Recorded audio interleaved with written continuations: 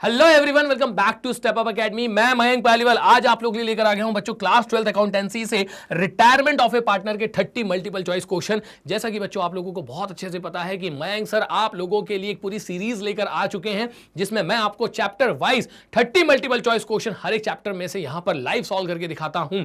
और बच्चों हमारे लिए सबसे इंपॉर्टेंट मैंने जो आपको बता के रखा है वो है कि किस तरीके से मल्टीपल चॉइस क्वेश्चन को सॉल्व करना है। यह हमारे लिए बहुत ज्यादा इंपॉर्टेंट होता है। तो बच्चों मैंने ऑलरेडी आप लोगों के लिए partnership fundamentals, valuation of goodwill, change in profit sharing ratio, admission of a partner, इन सब के मल्टीपल चॉइस क्वेश्चंस आप लोगों को सॉल्व करके दिखा दिए। आज मैं आप लोगों के लिए लेकर आया हूं बच्चों रिटायरमेंट ऑफ ए पार्टनर के 30 मल्टीपल चॉइस क्वेश्चंस, जो कि हम कोशिश करेंगे कि 30 मिनट से कम समय के अंदर ही सॉल्व कर ले। तो बिना देरी करे बच्चों स्टार्ट करते हैं आज का क्वेश्चन नंबर 1। क्वेश्चन नंबर 1 में हमसे क्या बोला जा रहा है?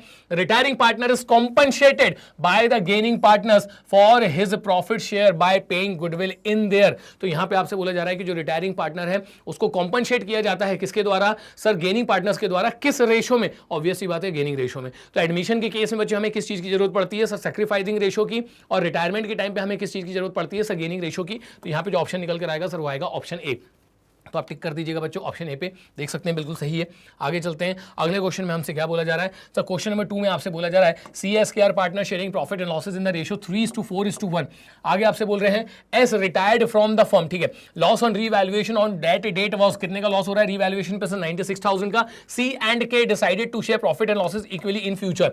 Loss on revaluation will be distributed as. तो बच्चों मैं आप लोगों को बहुत सारी बार ये चीज बता चुका हूं कि जब कभी भी रिकॉन्स्टिट्यूशन होता है पार्टनरशिप फर्म का, उसके अंदर आप कुछ भी डिवाइड करिए, कुछ भी डिस्ट्रीब्यूट करिए, हमेशा किस रेशो में किया जाता है? सर रोल प्रॉफिट शेयरिंग रेशो में। तो क्वेश्चन में आपको बताया है, पूछा जा रहा है कि बताइए 96,000 को किस रेशो में बांटा जाएगा? तो ओल्ड प्रॉफिट शेयरिंग रेशो में बांटा जाएगा। तो बताइए किसके हिस्से में कितना आएगा? तो पार्टनर सी के पास चलते हैं। यहां देखेंगे हमारे पास लॉस कितने का है? सर 96,000 का मल्टीप्लाइड बाय उसमें से उसका शेयर कितना है? 3 और 4 7 सर 3/8। तो यहाँ 3/8 कर दीजिए, इसको डिवाइड कर लो, कितना निकल कर आ जाएगा? Sir 12,000 multiplied by 3। तो इसके हिस्से में कितना निकल कर आ रहा है? सर 36,000। देख लीजिए किस ऑप्शन में 36 है? सी के पास। सर ऑप्शन सी के अंदर है। अब आप आगे भी सॉल्व करके देख लीजिएगा, 48 और 12 ही आएगा। कैसे? यहां मैंने डिवाइड किया तो 12 आ गया, 12 मल्टीप्लाइड बाय 4 कर लेना 48 हो जाएगा, 12 मल्टीप्लाइड बाय 1 कर लेना 12 आ जाएगा। तो बच्चों अगर यहां पर मेरे पास किसी और ऑप्शन में 36 नहीं है ना, तो जिस ऑप्शन में 36 आ रहा है वही मेरा बच्चों यहां पे आंसर निकल कर आएगा। तो आप लोग टिक कर दीजिएगा ऑप्शन सी। ये देख लीजिए, पूरा सॉल्व करने की क्या जरूरत है, समय बचाइए। A partner of a firm is, ये आपसे कह रहे हैं always liable for all firms liabilities. भैया हमेशा थोड़ी नहीं लायबल रहेगा, जब तक पार्टनर है तब तक लायबल रहेगा। कह रहे हैं not liable for any liabilities, ऐसा भी नहीं होता है, जब तक पार्टनर है उसके ऊपर लायबिलिटीज तो रहनी ही है। Not liable for any liabilities of the firm after his retirement. हाँ ये बात बिल्कुल बच्चों यहां पे सही लिखी हुई है कि कोई भी पार्टनर अगर एक बार रिटायर हो जाता है ना, रिटायरमेंट लेने के बाद उसके ऊपर फर्म की किसी भी तरीके की कोई भी लायबिलिटी नहीं होती है। तो जो आपको टिक करना है यहां पे ऑप्शन सी में। चेक कर लीजिए, बिल्कुल सही आंसर है। अब चलते हैं बच्चों क्वेश्चन नंबर 4 की तरफ। क्वेश्चन नंबर 4 में आपसे बोला जा रहा है MNCR partner sharing profit and losses in the ratio 3:2:1 on C's retirement. तो इनमें से कौन रिटायर हो रहा है? सर ये पार्टनर रिटायर हो रहा है।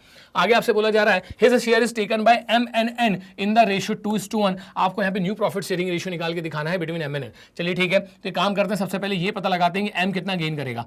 तो M गेन कहां से करेगा? सर रिटायरिंग पार्टनर के शेयर में से। रिटायरिंग पार्टनर का शेयर कितना है? सर 1/6। उसमें से उसको किस रेशियो में एक्वायर कर रहे हैं लोग? सर 2:1 में। तो यहाँ कर देंगे अपन लोग 2/3। सॉल्व कर लीजिए, कितना निकल कर आएगा? सर 2/18। अब यहां से काम करिए आप लोग, M का जो है बच्चों न्यू प्रॉफिट शेयरिंग रेशियो आप क्या कर लेंगे? पता लगा लेंगे। तो मैं यहां पे लगा रहा हूं एम्स न्यू शेयर, पता लगा रहा हूं कितना निकल कर आएगा। ओल्ड शेयर कितना है इसका बनने का? सर ओल्ड शेयर है यहाँ पे 3/6 प्लस यहां से उसको कितना मिल रहा है? सर 2/18 मिल रहा है। एलसीएम ले लेंगे, कितना आ जाएगा? 18। इसको से डिवाइड करेंगे 3 मल्टीप्लाइड बाय 3 सर ये हो जाएगा 9 प्लस इसको से डिवाइड करेंगे 1 मल्टीप्लाइड बाय 2 सर यहाँ आ जाएगा 2। सॉल्व कर लेंगे सर 11/18 आ जाएगा। किसमें 11 दिख रहा है? पहले वाले ऑप्शन में। सर इसमें दिख रहा है। इसके अलावा आप देख सकते हैं बच्चों की और कहीं पर 11 लिखा है कि नहीं, तो आपको फर्दर क्वेश्चन सॉल्व करने की जरूरत ही नहीं है। सीधे ऑप्शन नंबर बी पे, ऑप्शन बी पे आप लोग क्या कर दीजिएगा बच्चों? टिक कर दीजिएगा। आपको आगे सॉल्व करने की जरूरत नहीं, आगे सॉल्व करके देख लेना तो भी बच्चों वहां पे 7 ही आएगा। तो यहां पर मेरा हो जाएगा ऑप्शन बी। और आगे चलते हैं बच्चों, क्वेश्चन नंबर 5 पे आ गए हैं अपन लोग। RCB नाम के 3 पार्टनर्स है जिनका प्रॉफिट शेयरिंग रेशियो है 1/2, 1/3, 1/6। एक काम करो, सबसे पहले तो भैया मैंने इनके डिनोमिनेटर बराबर कर दिए। तो डिनोमिनेटर बराबर करने के बाद इनका जो रेशियो बनेगा वो बनेगा 3:2:1। बी रिटायर्ड, बी नाम का पार्टनर रिटायर हो रहा है। ये हमारा पार्टनर बी, इसमें से कौन है? सर ये वाला है। And his share is taken by R and C equally. आपसे पूछा जा रहा है गेनिंग रेशियो। तो ये जो इसका शेयर है ना 1/6, ये दोनों उसको कैसे एक्वायर कर रहे हैं? इक्वली। तो इक्वली करेंगे तो कितना हो जाएगा? 1:1। तो बच्चों 1:1 ही हमारा क्या है? Gaining ratio. तो ऑप्शन ए में आपको दिखा रहा है यहाँ पे 1:1। आप टिक कर दीजिएगा ऑप्शन ए। चेक कर लीजिए सर, बिल्कुल सही है। अगले क्वेश्चन पे चलते हैं बच्चों। क्वेश्चन नंबर 6 में हमसे क्या बोला जा रहा है, MC and G are partner sharing profit and losses in the ratio 5:4:3। C retired, कौन सा पार्टनर रिटायर हो रहा है सर? C, टिक कर लो बच्चों उस पे। On 1 April 2022 M and G took his share of profit by paying him 80,000। तो गुडविल के नाम का हम लोग उसको कितना दे रहे हैं? 80,000 दे रहे हैं। आगे आपसे कह रहे हैं 45,000 बीइंग पेड बाय 35,000 बाय जी। मतलब इन शॉर्ट आपसे ये कह रहे हैं कि एक पार्टनर ने 45,000 दिया और एक पार्टनर ने 35,000 दिया। तो जो इनने इसको गुडविल बांटी है ना, ये इनने बांटी होगी कौन से रेशो में? गेनिंग रेशो में। तो यहाँ बच्चों में इनका गेनिंग रेशो पता लगा सकता हूँ। तो 45,000 इसने दिया है, 35,000 इसने दिया है। एक काम करो, उसको सिंप्लीफाई कर लीजिए। 5,000 से भी आप लोग डिवाइड करोगे तो ये निकल कर आ जाएगा 9:7। तो ये है हमारा बच्चों यहाँ पर गेनिंग रेशो। अब एक बार मुझे पता चल गया इनका गेनिंग रेशो क्या है, मैं इनका न्यू प्रॉफिट शेयरिंग रेशो बहुत आसानी से पता लगा लूंगा। एक काम करिए, अब आप देखेंगे कि C रिटायर हो रहा है तो C का शेयर कितना है? 4/12। M और G उसको किस में एक्वायर करेंगे? 9:7 में। तो पहले ये पता लगाओ बच्चों कि M कितना गेन करने वाला है। तो यहाँ पे आप देखिए रिटायरिंग पार्टनर का शेयर कितना है सर? ये है 4/12 मल्टीप्लाइड बाय ये, इसको यहाँ पे इसमें से कितना मिलेगा इसको सर? 9/16। एक काम करो बच्चों, फर्दर सॉल्व करो, उसको यहीं कहीं सिंप्लीफाई कर लूंगा तो ये कितना हो जाएगा सर? ये हो जाएगा 1/3 मल्टीप्लाइड बाय 9/16। और सॉल्व करेंगे तो सर 9/48 निकल कर आएगा। ये पता चल गया एम ने कितना गेन किया है। यहीं से उसका नया शेयर पता लगा लीजिए। एम का पुराना शेयर कितना है सर? 5/12 प्लस उसको मिल कितना रहा है सर? 9/48। एक काम करो और सॉल्व करो, एलसीएम में आ जाएगा सर 48, इसको इससे डिवाइड करेंगे तो आ जाएगा सर 4 मल्टीप्लाइड बाय 5 करेंगे तो सर ये आ जाएगा 20 प्लस इसको इससे डिवाइड करिए 1 मल्टीप्लाइड बाय 9 सर नहीं आने वाला है तो यहाँ पे आ जाएगा 29/48। देखते हैं किस ऑप्शन में 29 अपॉन आ रहा है सर? 29 दो ऑप्शन में आ रहा है, मतलब मेरे को फर्दर सॉल्व करना पड़ेगा। तो एक काम करता हूँ, एम के बाद अब मैं चले जाता हूँ किस पे? जी पे। तो मैं ये पता लगाऊंगा कि जी ने कितना गेन किया है। इसको किस में से मिलेगा सर? जो रिटायरिंग पार्टनर उसमें से मिलेगा। उसका शेयर कितना है sir? 4/12 multiplied by gaining ratio कितना है सर? 7/16। तो यहाँ पे आ जाएगा सर 7/16। फर्दर सॉल्व करिए, सिंप्लीफाई कर लो तो ये हो जाएगा सर 1/3 मल्टीप्लाइड बाय 7/16। और सॉल्व करोगे तो सर ये आ जाएगा 7/48। अब जी का पुराना शेयर देखो कितना है सर? 3/12 प्लस इसमें से इसको मिल कितना रहा है सर? 7/48। फर्दर सॉल्व करेंगे तो एलसीएम कितना हो जाएगा सर? 48। इसको इससे डिवाइड करेंगे, 48 डिवाइडेड बाय 12 कर लीजिए तो 4 आएगा। 4 मल्टीप्लाइड बाय 3 कर दीजिएगा तो यहाँ जाएगा 12 प्लस अब इसको इससे डिवाइड करेंगे तो 1 आएगा। 1 मल्टीप्लाइड बाय 7 करेंगे तो आएगा सर 7। तो ये हो जाएगा सर 19/48। तो आप देख पा रहे हैं कि किसके अंदर 19 आ रहा है और 29 आ रहा है। 29 और 19, तो बच्चों यहाँ पे अपना आंसर बनने वाला है ऑप्शन डी। क्लियर? तो यहाँ पे मुझे कंप्लीट सॉल्व करना पड़ गया। जहाँ कम से काम चल जाता है वहाँ हम कम कर लेते हैं, जहाँ पूरा सॉल्व करना पड़ेगा वहाँ हम पूरा सॉल्व करेंगे। बिल्कुल सही आंसर है। क्वेश्चन नंबर 7 पे आ जाइए। General reserve existing in the balance sheet of the firm is adjusted on retirement of a partner by crediting all partners capital account in old profit sharing ratio. बिल्कुल सही बात लिखी हुई है कि जनरल रिजर्व को जब कभी भी रिटायरमेंट के केस में बांटा जाता है, so what will be the general entry at the time of distribution of general reserve? So general reserve account debited to partners capital account in their old profit sharing ratio. तो general reserve को क्या कर दिया जाता है? बांट दिया जाता है पार्टनर्स के क्रेडिट साइड में। किस रेशियो में सर? इनके ओल्ड प्रॉफिट शेयरिंग रेशियो में। तो इसका सही आंसर जो है बच्चों वो ऑप्शन ए ही है। अगले क्वेश्चन पे आते हैं। The journal entry that will be passed for writing off goodwill existing in the balance sheet of a firm at the time of retirement. अरे ऑप्शन देखने की जरूरत ही नहीं है, हमको सर बहुत अच्छे से पता है कि गुडविल को राइट ऑफ करने की एंट्री क्या होती है। All partners capital account debited to goodwill account in their old profit sharing ratio. तो यहाँ देख सकते हैं किस ऑप्शन में आपके सारे पार्टनर्स डेबिट हो रहे हैं सर इसमें, और गुडविल क्या हो रहा है? क्रेडिट हो रहा है। किस रेशियो में? इनके प्रॉफिट शेयरिंग रेशियो में। तो यहाँ पे मेरा आंसर बन जाएगा सर ऑप्शन बी, एकदम सही। तो बच्चों सब नॉलेज का खेल है, जितना आपने ज़्यादा पढ़ के रखा होगा उतनी सारी चीज़ें आपको आसान लगने लग जाएंगी। यहाँ देखते हैं क्या नया क्वेश्चन आ गया है। यहाँ आपसे बोला जा रहा है ABC were partners in a firm sharing profit and losses in the ratio 2:2:1।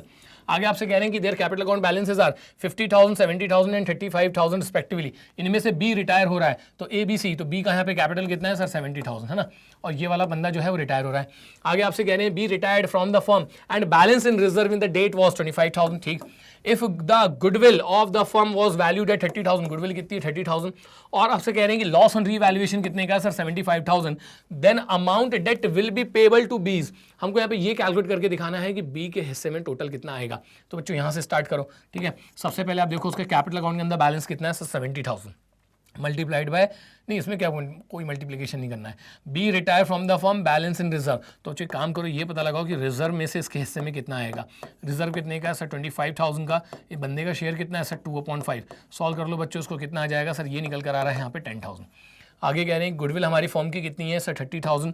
अब ये पता लगो बंदे ने गुडविल में कितना हिस्सा मिलना है, तो 30,000 मल्टीप्लाइड बाय शेयर, इसका कितना है सर 2/5। सॉल्व कर लो बच्चों, कितना निकल कर आएगा 6/2 सर, ये निकल कर आएगा यहाँ पे 12,000। और आगे चलो बच्चों, इन सबको ऐड कर लो, फेवरेबल चीज़ें हो रही है मेरे लिए, तो ये आ जाएगा सर 82,000।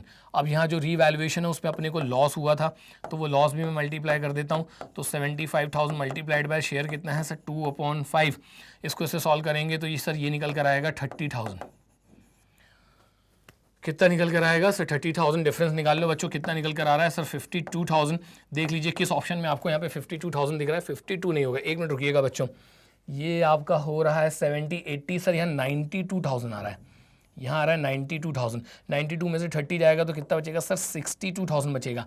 तो किस ऑप्शन में 62,000 मेरे पास सर, ऑप्शन ए में टिक कर दीजिएगा बच्चों आप लोग यहाँ पर, ऑप्शन ए चेक कर लीजिए, बिल्कुल सही आंसर है। अगले क्वेश्चन पे आते हैं। 10 क्वेश्चन में आपसे बोला जा रहा है, a partner retired from the partnership firm on 30 June, although public notice is given of retirement, yet he is liable for all the acts of the firm up to the end of the current accounting period. बिल्कुल भी नहीं। Question समझ लो, question में आपसे बोला जा रहा है कि बंदे ने जो रिटायरमेंट लिया है वो 30 जून को लिया है और पब्लिक नोटिस भी जा चुका है, इसके बाद की ना इसकी कोई भी लायबिलिटी नहीं बनती है। तो कह रहे हैं at the end of the accounting period तक लायबिलिटी चलेगी क्या? बिल्कुल भी नहीं। And of the previous accounting period, नहीं बिल्कुल भी नहीं। जब तक पार्टनर रहेगा तब तक, मतलब 30 जून तक उसकी लायबिलिटी बनी रहेगी। तो यहां पर लिखा हुआ है डेट ऑफ हिज रिटायरमेंट। हाँ जी, तो कोई भी पार्टनर पार्टनरशिप फर्म के लिए लायबल कब तक बना रहता है? जब तक उसका वो पार्टनर बना रहता है, तो रिटायरमेंट की डेट तक। तो यहां पे आपका आंसर निकल कर आएगा ऑप्शन सी, तो टिक कर देंगे हम लोग ऑप्शन सी में। चलिए चेक कर लीजिए सही है कि नहीं, बिल्कुल सही है सर। आगे चलिए अगले क्वेश्चन में देखते हैं क्या है। क्वेश्चन नंबर 11 में हमसे बोला जा रहा है, X Y Z are partners in a firm sharing profit and losses in the ratio 6:4:5। Z retired and 1/5 of his share was taken by Y and remaining by X। उल्टा given है बच्चों, ध्यान देना है ना, तो हो सकता है कोई प्रॉब्लम नहीं हो जाए। तो सबसे पहले तो रिटायर कौन हो रहा है? ये बंदा रिटायर हो रहा है, तो मैंने टिक कर दिया है। अब ये आपसे कह रहे हैं कि ये जो रिटायरिंग पार्टनर है उसका 1/5 किसको मिल रहा है? Y को मिल रहा है ना। तो मैं काम करता हूं, पहले यहाँ पे Y गेन पता लगा लेता हूँ, Y कितना गेन करने वाला है। तो रिटायरिंग पार्टनर का शेयर निकाल लो सर, ये निकल कर आ रहा है 5/15 मल्टीप्लाइड बाय उसका 1/5 जो है वो किसको मिलने वाला है? Y को मिलने वाला है। तो Y को मिलेगा 5/75। ये मैंने Y का पता लगा लिया है। अब मैं बच्चों यहाँ पे X का पता लगा रहा हूँ कि X कितना गेन करेगा, ठीक है ना। तो यहाँ देखिए, तो 1/5 कौन गेन कर रहा है? Y। तो बच्चों 1/5 अगर इसको मिलेगा तो बचा हुआ कितना हो जाएगा सर? 4/5। 4/5 किसको मिलेगा? X को। किसके शेयर का? रिटायरिंग पार्टनर का। रिटायरिंग पार्टनर का शेयर कितना है सर? 5/15 मल्टीप्लाइड बाय इसको कितना मिलेगा? 4/5। सॉल्व कर लो बच्चों, ये हो जाएगा 20/75। आगे सॉल्व कर लेते हैं अपन इसको। अब यहाँ पे X का नया शेयर पता लगाते हैं। पुराना शेयर कितना है सर? 6/15 प्लस 20/75 इसको यहाँ से मिल रहा है Z में से। एलसीएम कितना हो जाएगा? एलसीएम ले लेंगे अपन सर यहाँ पर 75, इसको से डिवाइड करिए 5 मल्टीप्लाइड बाय 6 होता है सर 30। यहाँ पे 20 का 20 वैसे ही आ जाएगा सर, इसका जो निकल कर आएगा वो आएगा 50/75। ठीक है, क्वेश्चन में नया प्रॉफिट शेयरिंग रेशियो पूछ रहा ना, अब भी निकाल के देता हूँ मैं आप लोगों को। अब आ जाइए आप लोग Y पे। तो Y का बच्चों देखो यहाँ पे Y का पुराना शेयर कितना है सर? 4/15 मिल कितना रहा है बंदे को सर? 5/75। एलसीएम ले लीजिए, कितना हो जाएगा सर? 75 हमारा एलसीएम हो जाएगा, इसको इससे डिवाइड कर लीजिए तो ये निकल कर आएगा 5 मल्टीप्लाइड बाय 4 कर दीजिए, हो जाएगा 20। यहाँ जाएगा बच्चों 5, तो सर ये हो जाएगा 25/75। ठीक है, कितना आ रहा है? 25/75। तो पहले x को लेंगे, तो x का कितना है? 50, और फिर लेंगे y का, तो y का कितना है सर? y का निकल कर आ रहा है 25। तो 50 और 25 सिंप्लीफाई कर लो, कितना बन जाएगा सर? 2:1। तो इनका जो न्यू प्रॉफिट शेयरिंग रेशियो है बच्चों वो कितना है? ऑप्शन बी के अंदर गिवन है 2:1। चेक कर लीजिए, बिल्कुल सही है। आगे चलते हैं, यहां लिखा हुआ है A, B and C were partners in a firm sharing profit and losses in the ratio 5:3:2. C retired and his capital balance after all free reserves, accumulated profits and losses share of gain on revaluation was 2,92,000. A and B agreed to pay him 52,000 immediately and 2,70,000 later which was transferred to his loan account. Goodwill आपको ढूंढ के दिखानी है। देखना बच्चों जरा, ये इसको कितना कितना पे कर रहे हैं। एक तो यहाँ देखो 2,70,000 कह रहे हैं बाद में देंगे, और यहाँ देखो बच्चों इमीडिएटली कितना दे रहे हैं सर? इमीडिएटली दे रहे हैं 52,000।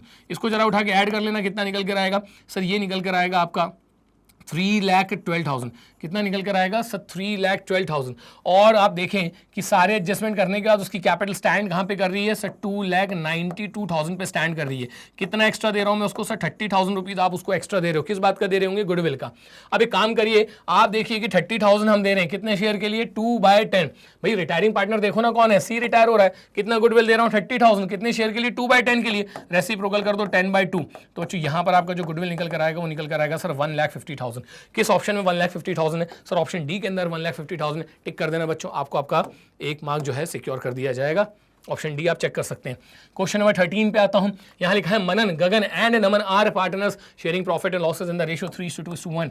आगे आपसे कह रहे हैं on 1 April 2022 Naman retired. On date date balance sheet showed a general reserve 60,000 rupees का जनरल रिजर्व है and had a balance of 24,000 in the profit and loss account on the asset side। तो अच्छा बहुत अच्छे से पता है कि जो एसेट साइड होता है उसका कौन सा बैलेंस होता है सर? डेबिट बैलेंस होता है, और कहीं ना कहीं हमारे लिए लॉस होता है। और जनरल रिजर्व का कौन सा बैलेंस होता है सर? क्रेडिट बैलेंस होता है, जो कि हमारे लिए प्रॉफिट का ही एक पार्ट है।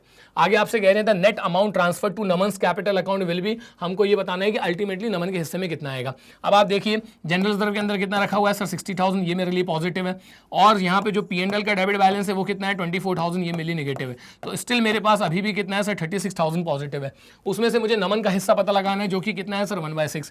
तो 36,000 में मल्टीप्लाई कर दूंगा बच्चों, 1/6 का कितना निकल कर आएगा सर? 6,000 का क्रेडिट बैलेंस। तो आप देख सकते हैं यहाँ पे ऑप्शन ए में आप लोग टिक कर देंगे तो आपका निकल कर आ जाएगा यहाँ पे इसका आंसर 6,000 रुपीज नमन को क्रेडिट किए जाएंगे नेट एडजस्टमेंट में। एकदम सही।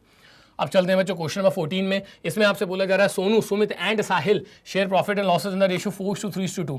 Sumit retire and on 1 April 2022 on the date of his retirement balance sheet of the firm showed investment of ₹4 lakh. Investment है 4 लाख के। इन्वेस्टमेंट फ्लक्चुएशन रिजर्व जो है वो है 24,000 का।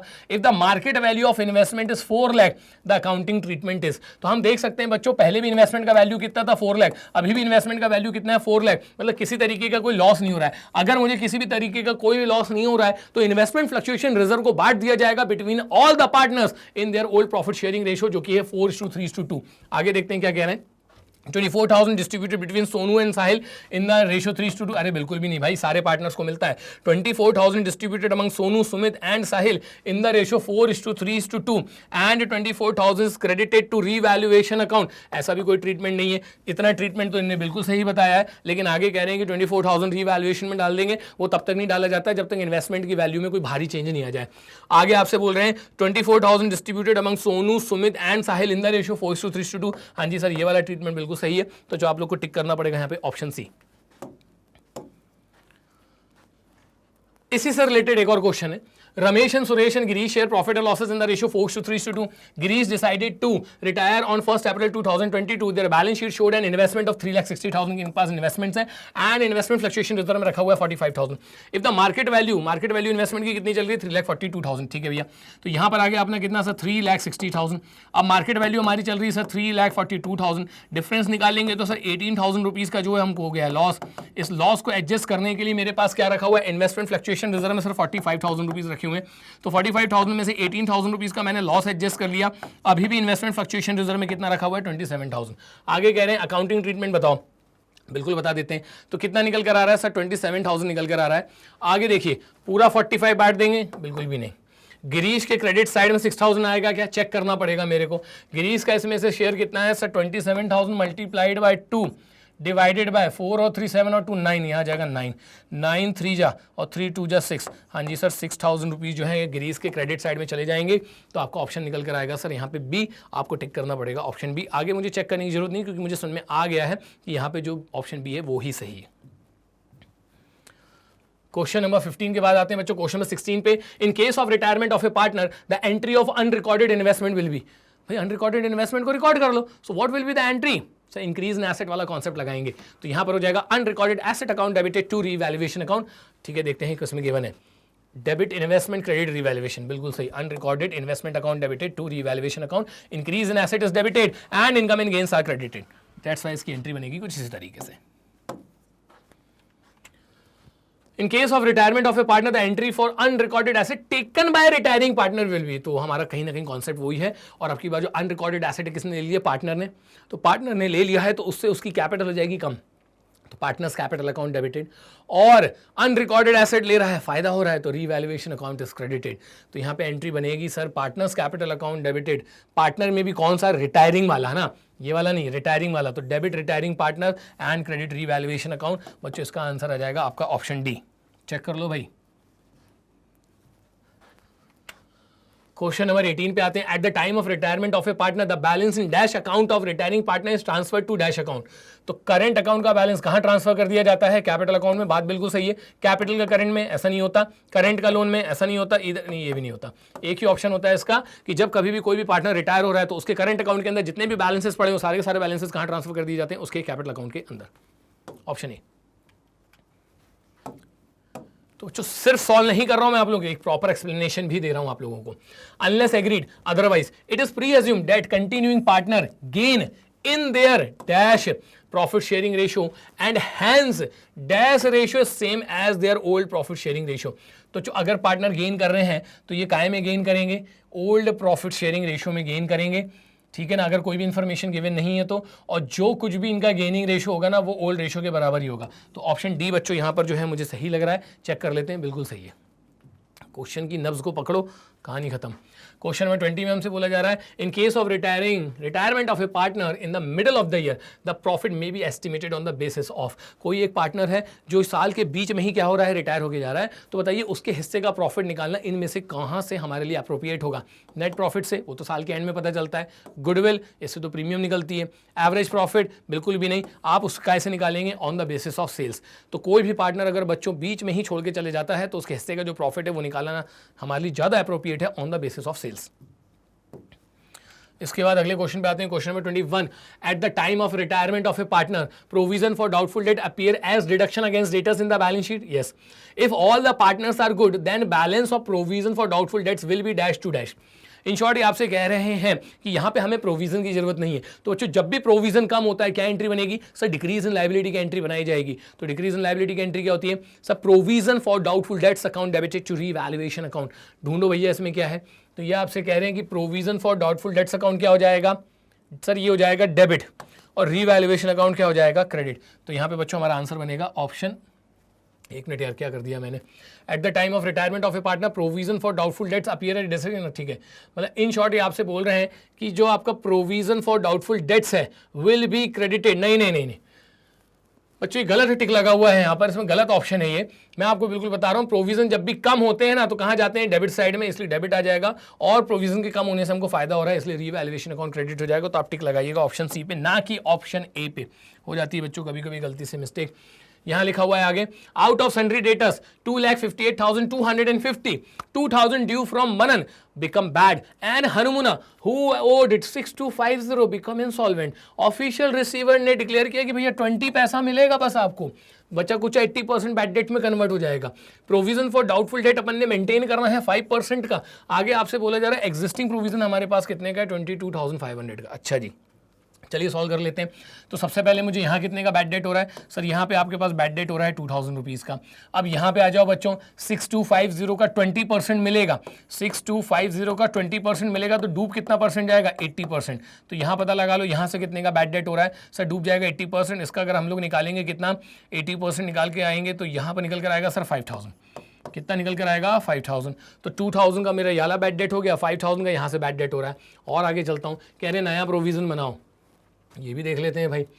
तो हम यहाँ देख सकते हैं बच्चों 5,000 80% बिल्कुल सही है। तो यहाँ पर आता हूँ मैं। अब आप देखेंगे कि 2,58,250 में से सबसे पहले भैया 2,000 रुपीज़ तो माइनस हो जाएंगे, कौन से, ये वाले। और यहाँ पर भी मेरे डेटर्स कितने से कम हो रहे हैं, 6,250 से कम हो रहे हैं डेटर्स। तो ये कितना निकल कर आएगा सर, 2,50,000। 2,50,000 का 5% का मुझे नया प्रोविज़न बनाना है सर, वो निकल कर आएगा 12,500, ठीक है। अब मेरे पास जो एग्जिस्टिंग प्रोविज़न है वो कितने का है सर, 22,500 का एग्जिस्टिंग प्रोविज़न है। उसमें ये वाला बैड डेट कितने का है सर, 2,000 का माइनस कर लूँगा। ये वाला बैड डेट कितना है सर, 5,000 का, ये भी माइनस कर लूँगा सर। ये निकल कर आ रहा है 15,500। मतलब मेरे पास प्रोविज़न में एग्जिस्टिंग में अभी भी कितने रखे हुए हैं, 15,500, और मुझे रिक्वायर्ड कितने का है, 12,500 का। 300,000 जो है मेरे पास एक्सेस है। तो यहाँ पे आपकी जो एंट्री बनेगी कि मुझे यहाँ नया प्रोविजन बनाने से कितने का फायदा हो रहा है 3000 का, तो बच्चों मैं यहाँ पे टिक कर दूंगा ऑप्शन ए के अंदर। कुछ भी समझ में नहीं आया तो कोई प्रॉब्लम नहीं लेने का बच्चों, सीधे कमेंट बॉक्स में जाइए और धनाधन कमेंट शूट कर दीजिए, मैं पर्सनली आपको वहां पर भी आकर आपके डाउट क्लियर कर दूंगा। अगले क्वेश्चन में आपसे बोला जा रहा है ABC are partner sharing profit and losses in the ratio 5:4:3, C retire and is credited 9000 rupees as goodwill, amount that will be debited to A in respect of goodwill adjustment is. तो हमको यहां पर यह पता लगाना है कि जो ए को डेबिट किया होगा कितने से किया होगा, मतलब इसकी एंट्री बनाओ। इसकी एंट्री बनेगी gaining partners capital account debited to sacrificing partners capital account. कौन रिटायर हो रहा है? सी। तो ये हो गया गेनिंग, ये हो गया सैक्रिफाइसिंग। अब ये कह रहे हैं कि यहां पर हमने उसको क्रेडिट किया है कितने से? 9000 रुपीज से। चलो ठीक है, अब बताओ इसमें ए का कंट्रीब्यूशन कितना है और बी का कंट्रीब्यूशन कितना है, ये बताना है बस। तो निकालना भैया, ये हमारा क्या हो जाएगा सर? ये आपका हो जाएगा यहाँ पर गेनिंग रेशियो। तो 9000 मल्टीप्लाइड बाय 5/9, मतलब ए ने कितना कंट्रीब्यूट करना पड़ेगा? 5000। तो ऑप्शन सी जो है बच्चों आपका आंसर बन जाएगा यहाँ पर 5000। एकदम क्लियर। तो ये सब चीज़ें एंट्रीज अगर आपको आती हैं तो फिर एमसीक्यू सॉल्व करना बहुत आसान हो जाता है। क्वेश्चन नंबर 24 पे आते हैं। Amount credited to a retiring partner in his capital account is 2,01,000 ही टुक, मतलब हमको उसको टोटल देना कितना है? 2,01,000। उस बंदे ने क्या किया? रिटायरमेंट के टाइम पे 58,000 रुपीज़ की इन्वेस्टमेंट ले लिए और 20% डेटर्स के ले लिए। ठीक है, कितने के डेटर्स लिए वो हमको नहीं पता है अभी। The amount transfer to his loan account is 1,23,000। Total amount बताओ डेटर्स का कितना होगा। ठीक, अब यहाँ देखना इसके लोन में मैं इसको कितना दे रहा हूँ? 1,23,000। बंदे ने जो है इन्वेस्टमेंट्स हैं, इन्वेस्टमेंट्स कितने के सर? 58,000 रुपीज़ के। बच्चों एक काम करिएगा जरा, इसका आप लोग डिफरेंस निकालिएगा। सर इसका डिफरेंस निकल कर आ रहा है डिफरेंस नहीं सॉरी ऐड कर लीजिए सर, ये हो जाएगा हमारे पास यहाँ पर 1,81,000। ठीक है, मतलब 1,81,000 जो है उसके हिस्से में आ रहा है। और यहाँ देखो उसको टोटल मिलना कितना चाहिए था? 2,01,000। उसमें से 1,81,000 जो है वो मैंने एडजस्ट कर दिया है। तो बचा कुछ अमाउंट का उसको क्या दिया होगा मैंने? इससे डेटर्स दिए होंगे, डेटर्स दिए होंगे। ये डेटर्स अपने आप में कितना परसेंट है? 20%। तो बताओ ये टोटल डेटर्स कितने हो गएंगे? तो 100/20 निकाल दो, तो सर ये निकल कर आएगा आपका 1,50,000। जो हमारे टोटल डेटर्स थे, एक मिनट थोड़ा सा मिस्टेक कर दिया मैंने यहाँ पे जल्दी में। सर ये 20,000 हो रहे हैं। कितना हो रहा है बच्चों? सर ये 20,000 हो रहा है। तो आपको ये पता लगाना है कि जो 20,000 है वो कितने का 20% होता है? वो 1 लाख का 20% होता है। तो जो मेरा जो आंसर आएगा वो आएगा यहाँ पे 1 लाख। एक बार और जल्दी से क्लियर कर दूँ, 2,01,000 टोटल देना है। बंदे के लोन में मैंने ट्रांसफर कर दिए 123 और इन्वेस्टमेंट मैंने दे दी है 58 के। ऐसे इसको 181 मिल चुका है, मिलना चाहिए 2,01,000। 181 मिल रहा है तो 20,000 मतलब इसने डेटर्स लिए। वो डेटर्स अपने आप में 20% है किसके? 1 लाख के। तो मेरे पास जो डेटर्स होंगे टोटल वो होंगे 1 लाख के। तो ऑप्शन ए बच्चों यहाँ पे आपका आंसर बन जाएगा। आगे चलते हैं क्वेश्चन नंबर 25 में। Capital balances of A, B and C who were sharing profit in proportion to their capital stood as follows on 31st March 2022। ठीक है, तो यहाँ पे बच्चों इनके कैपिटल अकाउंट के बैलेंस है 2 lakh, 1,50,000, 1 lakh. B retired on the about date and the following was agreed upon. A and C will share future profit and losses in the ratio 5:3 and the total capital of the firm was fixed at 4,80,000। बच्चों यहाँ पे हमारी total capital है। आगे आपसे कह रहे हैं while capitals of A and C are to be proportionate to their new profit sharing ratio. इनके न्यू प्रॉफिट शेयरिंग रेशियो में इनकी कैपिटल होनी चाहिए। बताओ कौन कितने रुपए लेकर आएगा, कौन कितने रुपए लेकर जाएगा, अभी बता देते हैं। तो सबसे पहले तो देख लो इसमें से रिटायर कौन हो रहा है? बी। तो बी रिटायर हो रहा है तो बी जो है वो कितने रुपए लेके जाएगा? बी को हमको पे करना पड़ेगा, बी को हमको पे करना पड़ेगा सर 1,50,000। अब इन दोनों की जो नई कैपिटल है वो कितनी है? 480। तो बच्चों 480 में आप पता लगा लो किसकी कितनी कितनी कैपिटल होगी। तो 480 मल्टीप्लाइड बाय सर 5/8, तो सर 3 लाख होनी चाहिए। किसकी? पहले वाले पार्टनर की। है कितनी? 2 लाख। तो बंदा जो है सर वो 1 लाख रुपए और लेकर आएगा। ठीक है ना। अब इस पे आ जाइए, 480 में से 3 लाख इसकी, तो इसकी 180 होनी चाहिए। तो 180 बनाने के लिए ये बंदा कितना लेकर आएगा सर? 80,000। तो ए और सी 1 लाख और 80 लेकर आएंगे और बी जो है वो 1,50,000 लेके जाएगा। देखते हैं किस ऑप्शन में ऐसा कुछ गिवन है मेरे पास। सर यहाँ पर मेरे पास गिवन है ऑप्शन सी के अंदर कि ए लेकर आएगा 1 लाख क्योंकि इसकी कैपिटल होनी चाहिए 3 लाख, है 2 लाख। ये बंदा लेकर आएगा 80,000 क्योंकि इसकी कैपिटल होनी चाहिए 1,80,000, है 1 लाख। और ये बंदा अपना है 1,50,000 रुपये का हिस्सा जो है लेकर चला जाएगा। तो यहाँ पर आपका आंसर आ जाएगा ऑप्शन सी। क्वेश्चन नंबर 26 में आते हैं। मैच द फॉलोइंग आइटम्स बिल्कुल मैच कर देते हैं। Goodwill appearing in the balance sheet. तो सबसे पहले आ जाओ बच्चों ए। गुडविल जो भी बैलेंस शीट में होती है क्या किया जाता है? उसको sir old profit sharing ratio में राइट ऑफ कर दिया जाता है।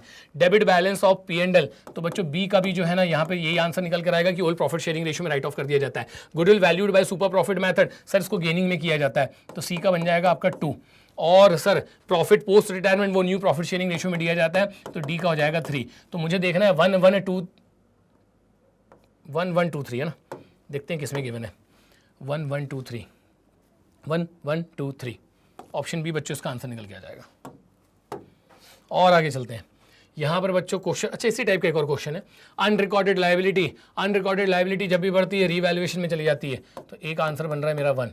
इसके बाद बैड डेट्स रिकवर्ड, तो बैड डेट्स रिकवर्ड जब भी होते हैं बच्चों, तो यहाँ पर आपको फायदा होने वाला है, तो ये हो जाएगा बी का नंबर 2।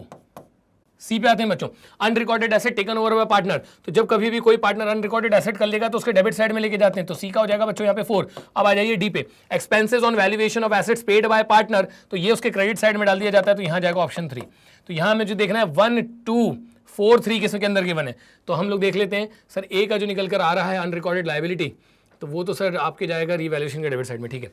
तो मुझे देखना है 1 2 4 3, 1 2 4 3 बच्चों, ऑप्शन डी इसका निकल कर आएगा, सजेस्ट आंसर टिक कर दीजिएगा ऑप्शन डी।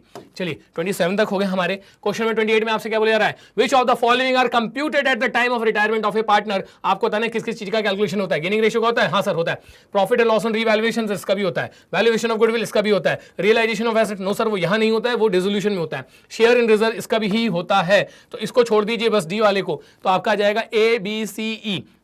देखते हैं किसके अंदर है, A B C and E only, तो यहाँ पे आपका सजेस्टेड आंसर हो जाएगा मेरे तरफ से ऑप्शन बी।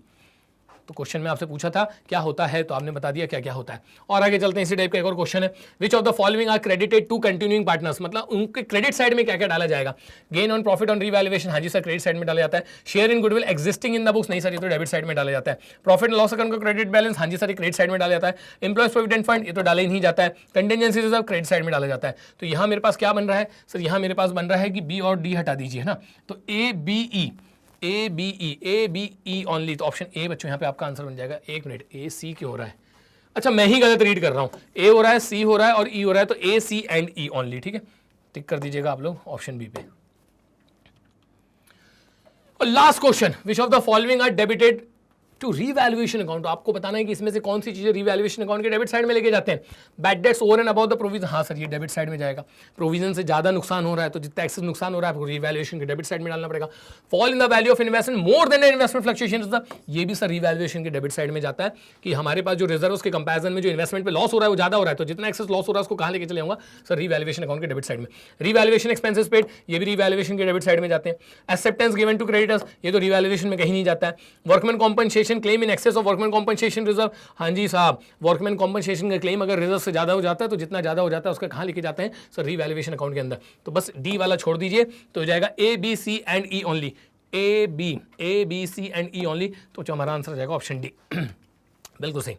तो यहाँ हम लोगों ने जो अपना है chapter retirement of a partner के 30 मल्टीपल चॉइस क्वेश्चंस जो हैं कवर कर लिए हैं बच्चों। जल्द आप लोगों के लिए लेकर आ रहा हूँ डेथ ऑफ ए पार्टनर और इसके अलावा डिसोल्यूशन और जो हमारे रिमेनिंग चैप्टर्स हैं उनके मल्टीपल चॉइस क्वेश्चंस में भी हम लोग डील करेंगे। तो जो मैं एक चीज़ बता दूं, कम से कम समय में बहुत अच्छी चीज़ें मैं आप लोगों के लिए लेकर आ रहा हूँ। ज़्यादा से ज़्यादा अपने फ्रेंड्स के बीच में और अपने कोलीग्स के बीच में आप लोग इसको बच्चों शेयर करिए। मिलते हैं बच्चों अगले वीडियो में। इसी तरीके की वीडियोज़ के लिए हमारे चैनल स्टेप अप एकेडमी को लाइक करना, शेयर करना, सब्सक्राइब करना बिल्कुल भी ना भूलें। मिलते हैं बच्चों, जय हिंद।